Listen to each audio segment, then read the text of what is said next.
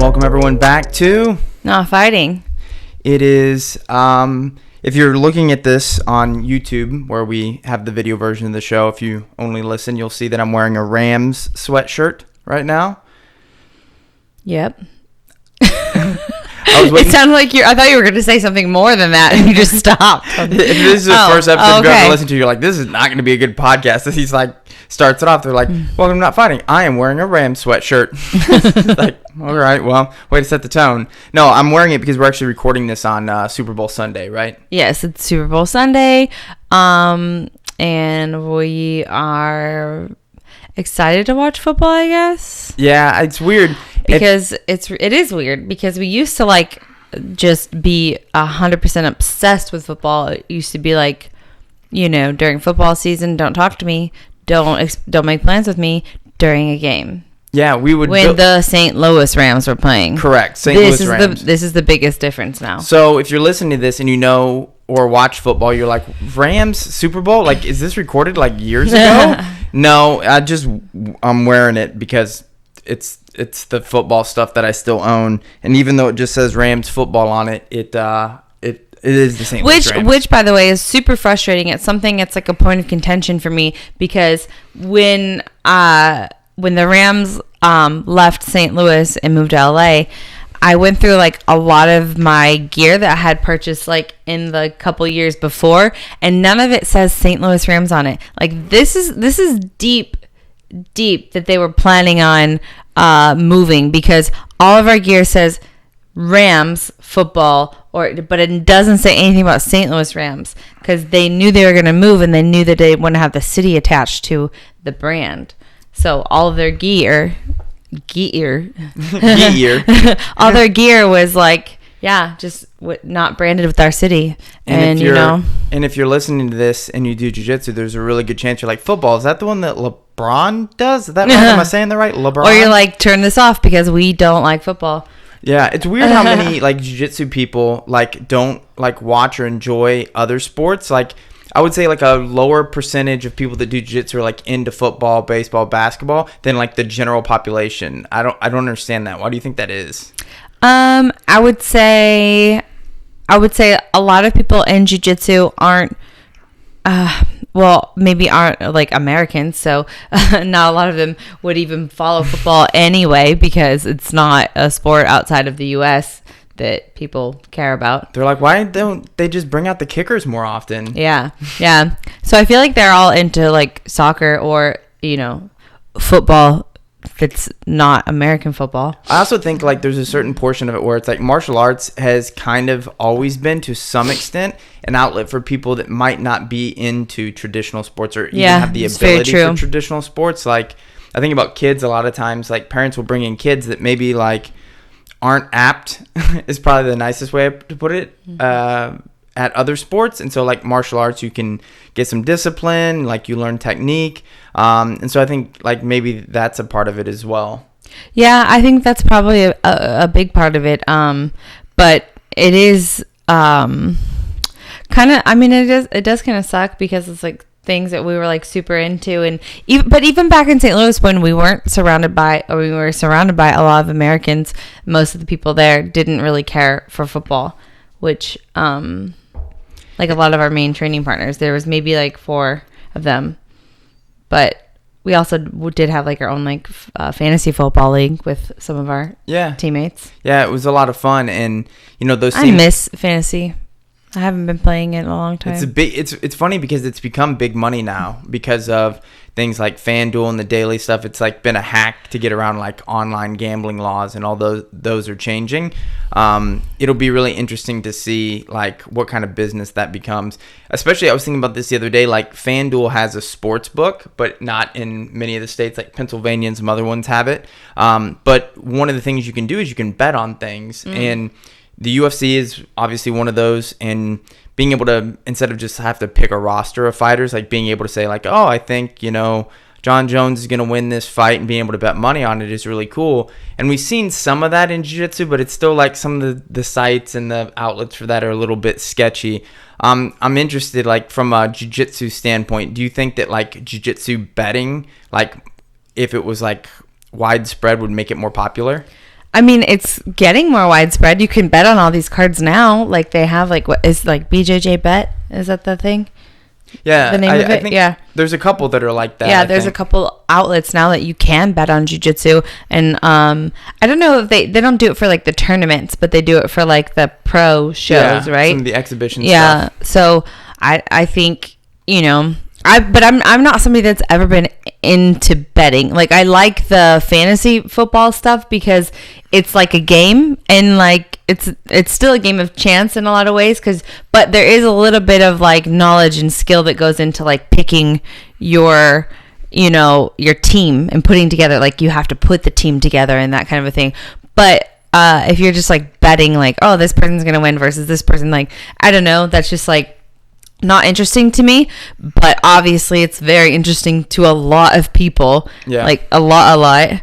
And well, it's like so much so that like gambling itself is considered like an addiction, right? Yeah. And yeah. I think it's interesting because like, I mean, for me, gambling, I'd just rather go shopping and spend my money on something that I can keep and I know I have versus this is what I was going to bring up is you're extremely competitive. Yes. And I think that one of the things that's never been alluring to you about like gambling is that like even if you're like betting that somebody is going to win, you're like, I'm not in control, I'm not competing, so if they lose, they're losers and they make me a loser by proxy and I have no control over that. Whereas I enjoy like analyzing it and trying to figure that out. You're like, yeah, but do I get to actually compete? No? Okay, I don't trust it. Yeah I think that maybe that's a big part of it. I don't know.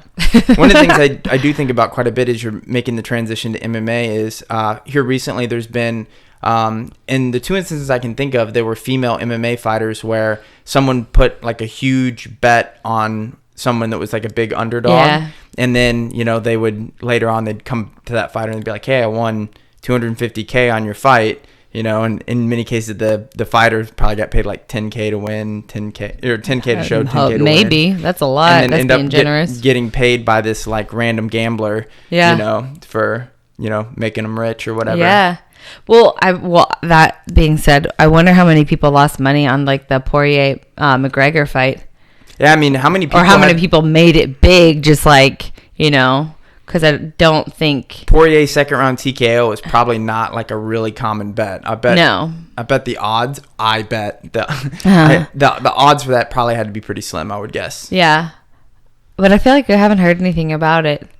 You usually kind of hear like some random stuff, but I also am not paying attention because obviously betting is just not something that I care about. After your first MMA fight, we're going to be just rolling in it because I'm going to be the only one that has Jena Bishop by first round calf slicer. Don't tell everybody my plans. Wait, the thing is we just get to pick. I'm just like, no, Jena, like it has to be a calf slicer.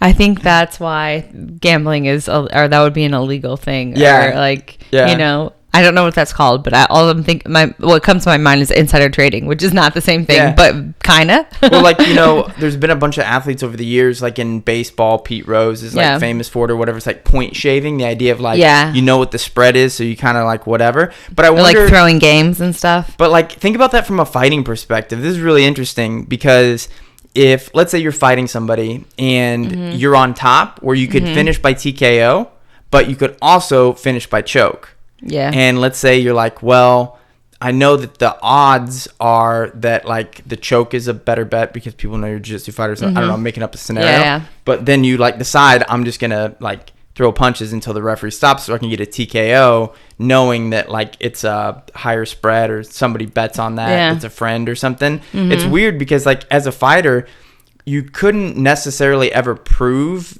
I mean, I guess point shaving is the same thing, but like it's interesting because it's like other than taking a dive, like can you get mad at a fighter for choosing how they want to finish a fight? No. I mean, but that's something that I don't know. As a fighter, I don't think that I would ever even look at that or think about that because you have so many, like, I just need to protect myself and finish it in the best way possible, like most efficient way for myself. I'm not worried about like, but I will say it is really cool to pull off like some like dope submissions and are different things when, it's not really expected or, there's a thrill in that, but I don't think that anybody's ever seeking that out to like prove a point or to like game a system of betting. Yeah, it's one. But I could be wrong. I bet there's people out there that are like. I mean, the classic thing with fighting was like people taking a dive. Recently, really recently, Jose Canseco, and I know this is like fringe fighting, but like Jose Canseco fought some reporter from Barstool Sports in like a celebrity boxing match, and he claims he had a shoulder injury or whatever. But I saw that David Portnoy, who's the CEO of Barstool Sports, basically was like, we paid Jose beforehand to show, and then we gave him an incentive to win, but obviously we think he took a dive or whatever. And then I saw that the sports books then like basically invalidated the win, saying like they're not going to pay out those bets because they viewed it as a dive. Huh. I didn't know that. I didn't even know that Jose Canseco fought. Back in the day, he fought Hong Man Choi, who was like a 7-foot Korean man that was like gigantic. Yeah. And that fight lasted all of about 8 seconds. I think he took a dive in that one too. So, I don't know. At some point in time, the promoters, right? It's like, this dude's just taking Stop doing it. He just needs the money. That's what he does, Yeah, but I think it's fun just kind of like revisiting, back whenever we did used to watch football a lot. Yeah. I don't know why that, like, I felt like I had a transition to this, but it just reminded me of the, we were just talking about Canseco. I don't even know why. Anyway, the recent, like, comments of Stephen A. Smith about women fighting in MMA, and, like, how he just doesn't, what is exactly he was saying? Well, so in the same way that I feel like jiu-jitsu people don't get traditional sports in a lot of ways, I feel like traditional sports analysts like Stephen A. Smith, like they don't get martial arts or fighting at all. Like he basically said, and we could pull it up, but he basically said that, he doesn't enjoy watching women's fighting. He doesn't really think that women should be fighting in the UFC or fighting MMA. Yeah. And I mean, to me, it's like... But you know what's funny about that is everybody's making a big deal about it because he's a reporter. Meanwhile... I mean, that's in quotes. He's a professional troll. Yeah, but meanwhile, there was a very famous, arguably one considered the GOAT, that said similar things about women fighting in MMA. Yeah. Did it that... And, like, is not getting... Do you want to bring it up? Do you want to say his name? Habib. Yeah, he said that too. Like very similar, and that irritated me. In the last few years. Yeah, and it bothers me because like it's just like, man, you are like, he's in the sport and he's saying that, so that's almost even worse to me versus like somebody who's like, yeah, basically a troll, like a professional troll that gets like, a lot of. That's a great point. Because notice. I feel like Stephen A. Even though I think, and I'll get to this in a minute, I think he's like completely missed on this one and he's over the line. I think that you're right, because it's sort of like you look at him and you're like, yeah, but there's a certain amount of attention grabbing that he's doing on purpose. Yeah. With Habib, you can tell it's like a cultural and maybe that's why people give him the pass, because it's a cultural thing, but it's still like, well, I know, not okay. I know that the UFC and many of the media outlets basically decided not to cover it. Yeah. They knew that it would make him unpopular. Yeah. And that it wasn't. And they don't want to like taint their golden boys image, like, yeah, that's probably, is like, that's like even more frustrating though. It's like when people Dana White was also somebody who said that too, where he's like, I'll never have women fighting in the UFC. And you can go back and you see all these guys who have very like misogynistic views on this thing. And I think that's what bothers me, because it's like women in a lot of ways are more exciting fighters, and not women in general, I can't say, but are just as exciting. And like as the sport grows, I think you're gonna see more and more talent in a lot of women that like can, a lot of the women have produced, like Ronda's like producing numbers that are equivalent to a lot of the most top largest pay-per-view draws of all time is a Ronda Rousey fight. Yeah. And it's really weird for me in particular, because to me, it's one thing to be able to say like women shouldn't fight men in MMA. Women shouldn't play football with men or something like that, like mixing the sexes or whatever. Yeah, but it's very different than it's a completely different thing to women say fighting women. At all. Yeah. And I liken Stephen A's comments to like, imagine if he said, you know what, I don't like Asians playing football. I just don't. I don't like watching it. I don't think Asians should be playing in the NFL. People would be like, he'd be gone from television. Yeah. Right. Yeah. And you say that about a gender, and it's different. Yeah, like that's what I have trouble with, and I think that, you know, they used to do it with Fedor in Japan too, where they would basically not translate a lot of the things that he would say, which were very Orthodox Christian in nature, because they're like, it's not going to make him popular with the fans.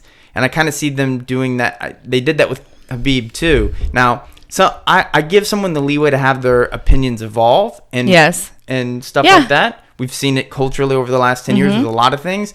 But to say this in 2021 that, like, you don't want to watch women's MMA, that's fine. That's fair. Yeah. That you don't have to watch, but to say that, UFC, that's very different. Yeah. If you don't want to watch, or you're not a fan, like, people kind of talk trash on the WNBA all the time, like, you know, but nobody's saying like they shouldn't have a WNBA.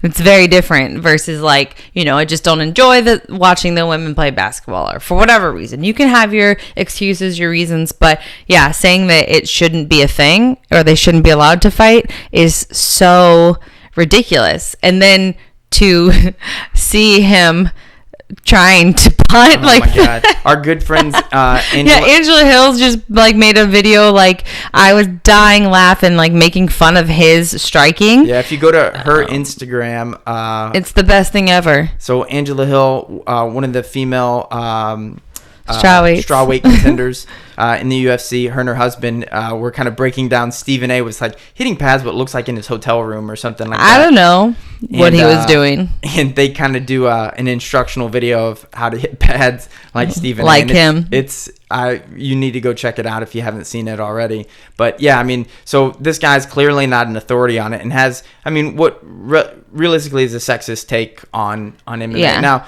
it's one thing to say, like, I don't think it's popular and I don't want to watch it. That's fine.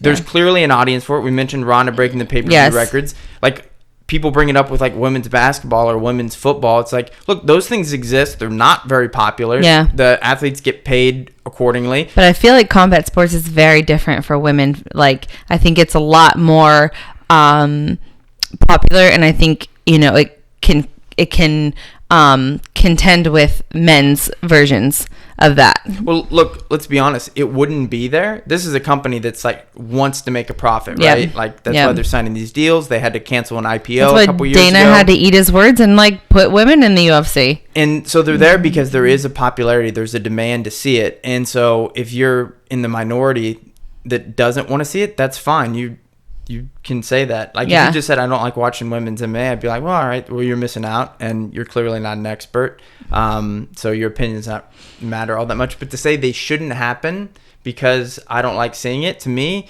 that's a worthless take. I think it's really dumb to, like, try and put these, like, fantasy things together about, like, because I've heard it, because with all the, you know, Jake Paul fighting so-and-so, then they're, like, saying, like, oh, Jake Paul should fight, like, Amanda Nunes or, like, something like that. And it's like, don't pair women and men, like, in a combat sport. That's just silly in general. But that being said, I would like to fight Stephen A. And I know a lot of women would line up to, like, try and beat him too, because they know they would. Stephen A., you're on notice. Jenna, is that an official call out? Would you fight Stephen A. Smith in an MMA fight if he agreed? Sure. I think he's a pretty big guy. Yeah, I don't care. I think that would make you... He seems pretty old. Seems pretty like or what's the opposite of bow-legged? Pigeon. Knock-kneed. It's a knock-kneed gentleman. So yeah, Stephen A., come get it. But yeah, I think that's funny. You brought up the Jake Paul thing. What do you think about him fighting Ben Askren? I don't know. I think it was. I mean, I get why Ben's doing it, like, just to get paid. I feel like that's the whole reason. As far as him trying to, like, make, I guess, take his claim or like make it more interesting for him to, like, try and get a fight with, like, Conor or somebody like that, you know. I don't think it helps him do that in any way, because Ben is somebody who is just known as a wrestler. Like, that's all he has ever been, really, in MMA, is a really dominant wrestler. And I don't know that his striking is that great. So, like, as a boxer, just taking a boxing match, it's like, isn't he pretty terrible at boxing? He's been kind of panned. I mean, if you look at his, you know, videos of him doing stand-up in the past, it's like, you know, it's clearly not his. It's not like knocking him as, like, a fighter. He's a great fighter, but his skill set is definitely not boxing. So I don't understand That the said, point of it. I mean, Ben Askren has been in the cage with some of the most like dynamic, dangerous strikers. And people can say, like, well, look, he took those people down. They couldn't stop him taking them down. Like, what happens if he has to stay on the feet?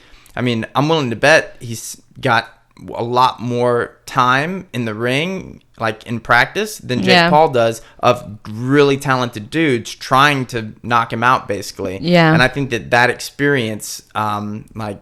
Are they even the same size? Because isn't Jake Paul like really big? Yeah, and he keeps calling out these like tiny fighters. I think he's like a juiced up, kind of gassed up, sort of like bodybuildery, like 200 pounds or something like that. Yeah. Askren is never been the most bodied individual, and he's fought at 170. But I mean, realistically, those dudes are probably like skeleton wise same size. I don't know. I mean, he's definitely not the same size as Conor. But as someone that does martial arts and enjoys like fighting, like, I don't like the sideshows, like, in that respect. I miss some of the days of, like, Japan would throw in, like, a professional wrestler versus, like, a 400-pound guy or something. It's like, that's cool, whatever. I mean, they're a little bit interested in watching it, but it's also at the same time, like, I don't know. I'd just rather watch two high-level athletes in the same, like, that are just fight each other. Yeah. Like, and the only reason anybody's tuning in to watch Jake Paul is because they want him to, like, get beat because he just talks so much. Yeah. And, you know, that's sort of what made Conor McGregor and Mayweather in a lot of ways. Yeah. Is like people pay to watch them lose, or they're like super fans, full bought in. And I think that there's something to that. But realistically, like if I want to watch a freak show or something that's like a novelty, like that's fine. If Jake Paul wants to fight like a football player or a basketball player or something, or another YouTuber, it's like, that's fine. You know, like I might have an interest from just like seeing what happens, but I don't want to watch somebody that's supposed to be the best at their sport, like Mayweather or like McGregor or John Jones for that matter, even Ben Askren. I don't want to watch those guys that are serious about their sport fight somebody that's not. Like, I have the same interest in that as I do watching like Ben Askren like do a play soccer against like Ronaldo or something. Is Ronaldo still alive? I know zero. I don't know anything about soccer. There's probably a guy named Ronaldo, Ben Askren and David Beckham. Yeah. People that know soccer are like shaking their heads. Like probably the worst reference. I know, that's why I said it. Yeah. I get now that whenever we talk about football, how people probably feel about like, you know, like I have no reference for this whenever I talk about soccer. The real football. Yeah. But yeah, I think it's funny because, you know, you've got all these different people that want to talk about like something they have no experience with. And I think that's one of the things that's been kind of fun, but also like challenging or different in our relationship here recently. Is like, I fought MMA for a long period of time when we first started. And so I still have some of that knowledge and experience. But now as you're going to train like striking, wrestling, all these other things, like, for the last decade, you and I have been training together all the time, and now we maybe train together once a week. Yeah, I know it is really weird, and because I enjoy training with you, most of the time. Most of the time, I do, and it's something that it's just a weird role reversal now, because you used to be always trying to show me like different things and teach me in jiu-jitsu. I mean, not trying to, you were doing that, you know, and now, you know, as I transition and I'm doing different things, like when we do train together, like I will kind of be trying to like, not teach you, but like guide you on like how I want to drill and I want to train and those kinds of things. 'Cause it's nice to have you as a resource still, but I do, miss just like training together more often, because I think that was something that was so much fun for us, is that we had the opportunity to like spend so much time on the mats together. You know, our life gets busy, work in different things, but we could always like, we're always going to be at jiu-jitsu together, and I get to drill with you and I get to train with you, and like that was like a good way to spend time together. And now, you know, my training is all over the place, and when you are at jiu-jitsu, I'm usually teaching a class and you're training on a different mat or whatever. So, and I think it's very different. You know, we give people advice all the time that ask about like rolling or relationships in jiu-jitsu. And for the people that say we just can't train together or whatever. Like, I get that. I know where that comes from. You and I just happen to be, like, even physically just good partners for each other. My style, my size, all that kind of stuff. Yeah, but I'm glad you're not too giant. Yeah, and it's there's been times whenever I have been bigger, like 20, 25 pounds heavier than I am now. Yeah. That does make it a lot harder for us to train together. It does. It definitely does. But, like, now, I think what I would tell somebody that's like, I just can't train with my wife or girlfriend or whatever, that's fine. You don't have to train with them, but if you want to have that is something that you share together. Like, I take an extreme interest in your training. I like to know what you're doing. I like to see it. Like, I come and watch you spar when I can. I know that's something that you were talking to me about this week. Like, I want to come watch you spar. Or, like, are you okay with that? Is that going to make you nervous or make you feel uncomfortable that I'm there watching? And I am like, no, I prefer you to be there. I just don't ever, like, push that on you because I know you're busy and you have work and you have all these other things. So if you can make time for it, I love you to be there, and I love it because you can watch me from the outside, give me good perspective on things that I'm doing well or I need to fix, or just be really open and honest with me about how I'm doing in the training. Yeah, and I enjoy that, and it made me feel good that you, like, I don't want to come and make you feel like I always hated it whenever my dad would come and watch me practice football or something, because it's like, I don't need your criticism or your thoughts afterwards. Like, you're not a coach or whatever. And I think that's something But that's very different, though, because your dad wasn't playing football, like, that wasn't his sport. Like, you were better at it than he was. And, like, in this instance, like, you're very knowledgeable about the sport. You train it every day. You train jiu-jitsu every day. You've trained him and fought MMA, so you have a good perspective. And you're my husband. I trust you. And honestly, like, I don't give you a lot of MMA advice for the most part. Like, when you and I do train together MMA stuff, like, I'm usually looking to you, like, kind of give me an idea what you want to work on, like, what is it that you see from here, that sort of thing. And I've given you a couple things, but most of the time it's like stuff that you're asking about. Yeah, I usually have questions about different positions and things, and I'll come to you with them. But I think that's probably what makes me, like, happy to have you there, because I know that you're not going to be critical in a way that makes me feel bad. You're going to be critical in a way that's very constructive. Yeah. And usually if I have something that I'm, like, see that I think is, like, wrong or something that you can improve on, like, I usually ask you about it, so I get your opinion on it. So you might tell me, like, I know this is what I'm doing and I need to do this instead. And it's like, okay, cool. Like, what's wrong, and you actually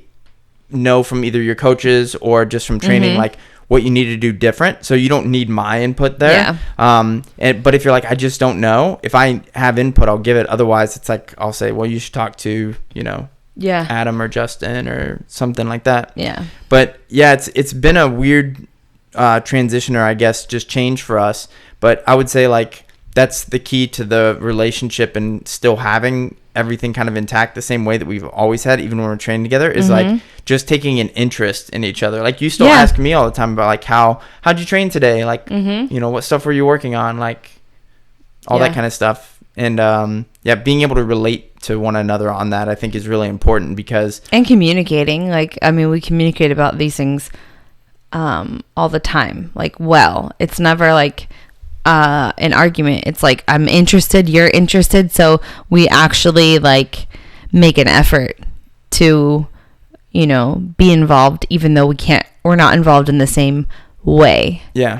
And I think that's a good thing, and I love to share that with people. We were recently on the Sunday Beers podcast with our friends. Shout out to Freddie from bjjworld.tv and all the guys over there that were nice enough to have us on the show. But we talked a lot about just kind of our relationship and, kind of how we got into jiu-jitsu together. And we've had so many cool experiences along the way because we have that shared interest or whatever, and we don't necessarily have to be training together to have that, because honestly, the MMA journey that you're getting ready to go on, like, I don't know where it ends, but there's some really cool places that we could go as a part of this that would be fun. I think it's still, I think that's something that you've were worried about for a while, like as you started to, be more career focused outside of jiu-jitsu, and I was more like focused as a competitor in jiu-jitsu.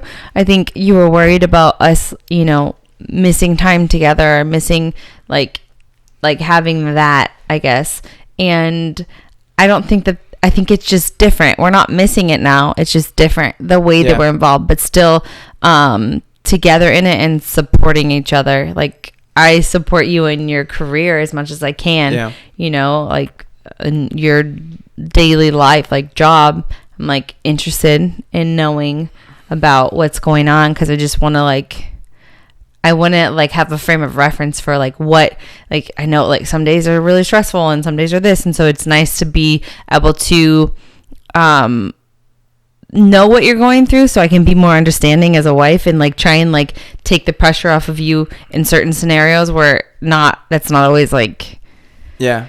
And I think that's actually one of the nice things about not being in the both of us trying to compete in jiu-jitsu at the same time and having that same goal, because I see the same thing when you're training. It's everybody's had those days that it's brutal in the gym, whether stuff's just not coming together or you're just tired at the end of the week or whatever. And it's I understand that, and I'm not having to go through that right now, so I can kind of be there and that sort of thing in solidarity without having to be well, I'm going through the same thing, so you just need to get over it, because we're both dealing with it. That's some of the worst times, and probably things that we get on each other's nerves the most is when we're both cutting weight together or just overtrained. And even though from last week you had crazy work schedule where you were just up super early, no breaks, and it was just a lot on you, and I was going through some weird stuff in training. It was really hard for me, and so we're both, because we're having a hard time, but it's in separate things, we were both able to I was trying to be there for you, you were trying to be there for me, and you could take a step back, because I understand that that's really stressful for them, so I didn't want to burden you with my stuff, but at the same time you could see how hard it was for me, so we could kind of swap roles versus I'm not trying to be well, I'm in it too, and it's not a competition of who's the more stressed or who's having a harder time. It's no, his is very different from mine, where I'm always this is worse for you than it is for me. And I think you kind of do the same thing, where it's well, that's really bad for her, even though I know this is hard for me. And you can kind of, it's a selfless thing. And I guess that's what being in a loving relationship is. It's where you, if you love somebody, you kind of take yourself out of the equation and then try and be there for them. Well, that was something that I thought was really an interesting question that they asked us on the Sunday Beers podcast. And we didn't go into it too much, but they kind of rapid fire questions at the end, but they were what's something that you guys are competitive with each other on? And we kind of had to dig into the bag of, I had to think about it, and I can't remember exactly what the answer that I gave, but it wasn't all that meaningful, because realistically it's we're, the show's called Not Fighting, because not only are we not really all that competitive about most things against each other, but we don't disagree on many things, fundamentally. I would say I'm the most competitive with you about our dog's love. Yeah, maybe that's it. So I know he loves me more, so I'm the better parent, and because whenever you would be, if you are gone for a week or something, I spend extra time with him and train him, and then when you come back, I'm oh, he's doing all these, he's actually obeying my commands now, not yours. Check it out. It's because he respects me. Yep. So we're competitive over who our dog loves the most. Yeah, which is funny, me, but which is funny because that dog respects no one. His zero respect. And Toast is indifferent. Yeah. Yeah, we got one that's very indifferent, and just whoever gives her food is who she loves. Yeah, loves in quotes. Cash loves everybody. Yeah, that's true. And no one, just himself. Yep. That's him to a T. And I think it's fun, and it's nice to just kind of wrap some of that all together, because it's been a fun journey this last month watching you get ready for MMA, and hopefully in the next month or two you'll have your first MMA fight. I've got I think I'll be able to announce it and have some big news out soon, but I hopefully we'll have a date set and an opponent here shortly. So I will be, I guess like keep a lookout for that coming soon, where I'll have making an announcement of my first pro fight. Yep, there's some contracts sitting in our inbox, and also for our listeners of the show, obviously go leave reviews, tell your friends about the podcast. It's great. It helps us grow the show. Like, why wouldn't you want to do that? Come on, guys and girls. Yes. I'm not going to Stephen A. the girls out of this, but the women's. But we are setting up a Patreon to offer some really cool stuff. So we've been talking a lot about like sponsorship for the year and stuff like that with your MMA career. And one of the things we wanted to do is really give the people that have been supporting you and like kind of behind you the whole time, like an opportunity to like just kind of share the experience with you, like the success that you have in MMA. To go along that journey. So just stay tuned for that. Yeah, I don't really have anything to add to that. And that's it. So we'll catch you next time on another episode of Not Fighting. Thanks, everybody.